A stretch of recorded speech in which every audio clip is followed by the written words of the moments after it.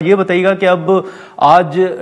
جو 31 جنوری کی dead line تھی پاکستان تحریک انصاف کی، چلیں مذاکرات آپ نے پہلے ہی ختم کر دیے، اب ایک اور آپشن جو ہے یا ایک تجویز جو ہے وہ وزیر اعظم صاحب کی طرف سے آئی ہے کہ پارلیمانی کمیٹی جو ہے وہ تشکیل دے دیتے ہیں۔ اس پر جو ہے جو پی ٹی آئی کے سینئر رہنما ہیں ان کے اگر ہم بیانات دیکھیں تو وہ پرائم منسٹر کی اس تجویز کو بھی ریجیکٹ کر چکے ہیں۔ آپ سمجھتے ہیں کہ پارلیمانی کمیٹی یا پھر یہی حکومتی مذاکراتی کمیٹی ہے، ان کی طرف جانا چاہیے، بات ہونی چاہیے؟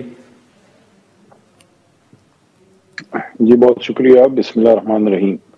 اللہم صلی علی محمد وعلی آلہ وصحبہ وسلم۔ دیکھیے، وزیر اعظم جناب شہباز شریف صاحب نے جو تجویز پیش کی ہے اس کو ہماری جماعت سے رد ایک وجہ سے کیا گیا ہے۔ اس کی وجہ یہ ہے کہ جو سب سے بڑا ایشو اس وقت ہے وہ ہے اسیران کی رہائی، 26 نومبر کی جو قتل و غارت ہے، میسیکر ہے، اور 9 مئی کی انویسٹیگیشن، اور بلا شبہ 8 فروری کا جو ڈاکہ ہے مینڈیٹ پہ، وہ بھی ہمارا ایک بہت بڑا مطالبہ ہے۔ لیکن فی زمانہ فی الوقت ابھی سب سے امپورٹنٹ 26 نومبر پہ جوڈیشل کمیشن ہے۔ اور جی آج قومی اسمبلی میں بھی، پارلیمنٹ ہاؤس میں بھی ایک میٹنگ میں تھا میں، اور باہر آتی کہ ایک ساتھی نے، میڈیا والوں نے پوچھا، وہاں بھی میں نے یہ بات کی اور یہاں بھی میں یہ کرنا چاہتا ہوں کہ وزیر اعظم شہباز شریف صاحب کی ذمہ داری بنتی ہے کہ چاہے تحریک انصاف جو ہے وہ یہ ڈیمانڈ کرے یا نہ کرے، چاہے تحریک انصاف ڈیمانڈ کرے یا نہ کرے، بطور وزیر اعظم ٹھیک ہے، شہباز شریف صاحب کی یہ رسپانسبلٹی میرے خیال میں بنتی ہے کہ وہ اس بات کی ہائی پاورڈ کمیشن سے، اور ظاہر ہے سب سے ہائی پاورڈ تو سپریم کورٹ کے نیچے ایک جوڈیشل کمیشن ہو سکتا ہے، اس بات کی وہ تحقیقات کریں بے لاگ غیر جانبدار کہ 26 نومبر کی شام رات کو جو لائٹیں بند ہوئی اور جو میسیکر ہوا، اور اس کے بعد جو سب کچھ دھو دیا گیا، اور گولیاں چلنا، سنائپر شاٹس، 13 تو آگے ہیں ثبوت کہ 13 تو شہادتیں ہیں، باقی پتنی اللہ نہ کرے زیادہ ہوں، لیکن پتنی کتنی ہیں مسنگ جو لوگ ہیں، 13 میں سے 8 کے قریب تو میں خود فاتحہ پہ گیا ہوں،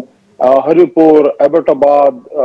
اپنا نتھیا گلی کے ساتھ ایک ایریا ہے، اسلام آباد ہے، اٹک ہے، میرا اپنا مردان سٹی ہے، چرسدہ ہے، یہ سارے ایریاز میں۔ تو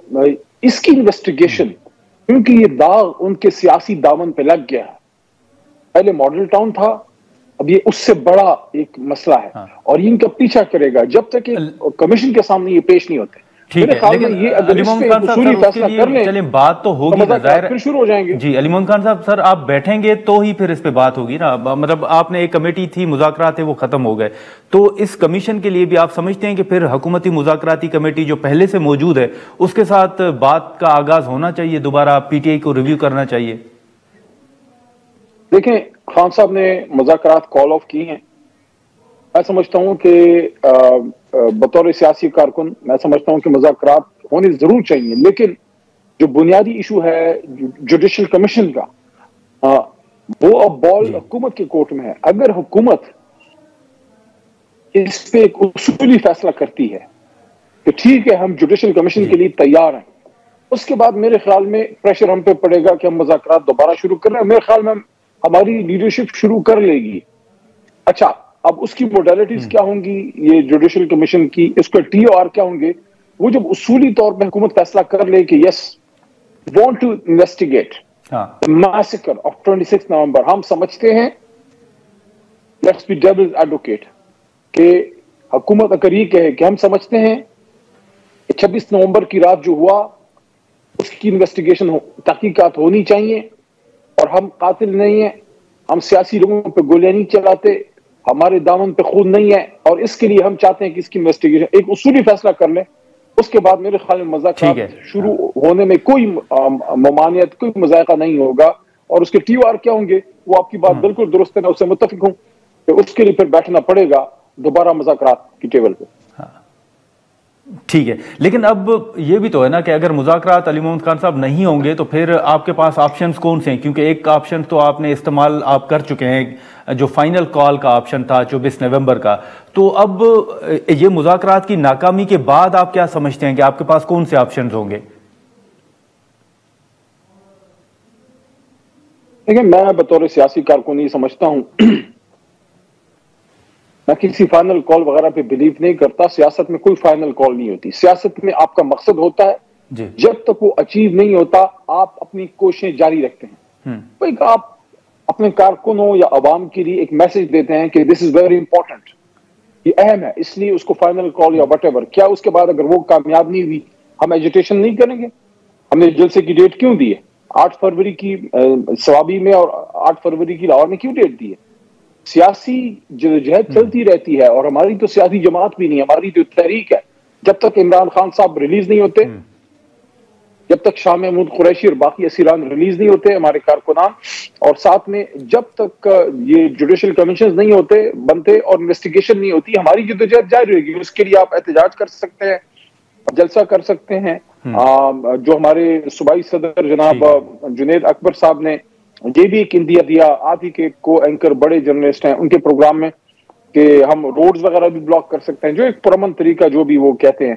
مختلف آپ کے پاس سیاسی جماعت کے پاس تو آپشنز کبھی ختم نہیں ہوتے, تحریکیں تو چلتی رہتی ہیں جب تک آبجیکٹو حاصل نہ ہو جائے پرامن طریقے سے. لیکن علی محمد خان صاحب, ہم رؤف حسن صاحب اور کچھ دیگر رہنما ہیں ان کے بیانات بھی سن رہے تھے. اسد کیسر صاحب نے جیسے کہا تھا کہ جو طاقتور حلقے ہیں ان کو بھی مذاکرات میں شامل کرنا چاہیے. آپ سمجھتے ہیں کہ کہیں نہ کہیں بیک ڈور رابطے اسٹیبلشمنٹ کے ساتھ آپ کے ہو رہے ہیں, بات چیت ہو رہی ہے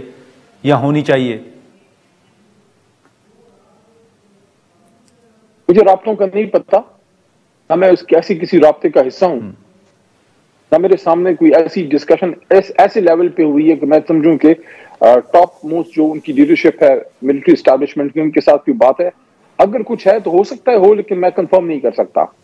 اصولی طور پہ میرا ایک اوپینین ہے, اس سے کچھ لوگ ایگری کریں گے, کچھ لوگ ڈس ایگری کریں گے. میری جماعت کے اپنے لوگ بہت سے ڈس ایگری کریں گے.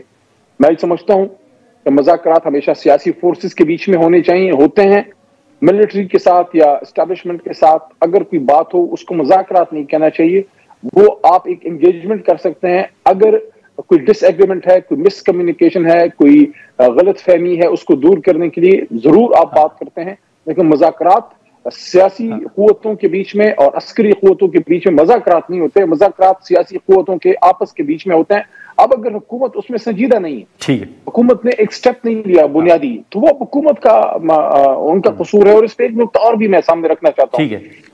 لیکن علی محمد خان صاحب, اب پاکستان تحریک انصاف کے جی آپ بات پوری کریں علی محمد خان صاحب. جی سر, میں یہ عرض کرنا چاہ رہا تھا, بس ایک نقطہ میں رکھنا چاہ رہا تھا, وہ یہ ہے کہ بے شک بلا شبہ ماضی قریب اور ماضی بعید میں پاکستان بننے کے بعد سب سے بڑی, اگر کوئی لانگسٹ سپین آف ٹائم جس پہ محیط ہو, کوئی پولیٹیکل موومنٹ ہے پاکستان بننے کے بعد, وہ تحریک انصاف ہے, جو 1996 سے لے کے آج 2025 تک, 1 سال بعد میرے خیال میں 30 سال انشاءاللہ ہو جائیں گے, اتنی بڑی ایک جدوجہد ہے. لیکن اس میں حکومت میں ہمارا وقت بڑا محدود ہے, 3.5 سال, باقی جدوجہد ہی ہے. لیکن مسلم لیگ نون اور پیپلز پارٹی, ان کے حکومتوں میں بھی بہت وقت ہو گئے ہیں. سب سے بڑا سوال ان پہ بنتا ہے کہ آپ جب سینکٹریٹی آف ووٹ عزتوں کی بات کرتے ہیں تو پھر آپ لیکن آپ جس پارٹی کی بات کر رہے ہیں علی محمد خان صاحب, جیسے سر آپ نے مثال بھی دی, دیکھیں یہ جو مذاکرات ہوئے ہیں, یہ جو مذاکرات ہوئے ہیں جو ناکام ہو گئے ہیں, کیا اس میں آپ مجھے بتائیے اس لیول کی سنجیدگی آپ کو حکومتی حلقوں سے نظر آئی کہ میاں نواز شریف یا میاں شہباز شریف صاحب یا آصف علی زرداری صاحب جو ان کے سینئر ترین لوگ ہیں, ان کی طرف سے کیا ان پٹ ہے, کیا ان کی طرف سے کوشش ہے, صحیح ہے کہ یہ ان کی ایک ملاقات تو آپ اس کمیٹی کی کروا نہیں سکے عمران خان صاحب سے؟ یہ آپ کی سنجیدگی کا عالم ہے.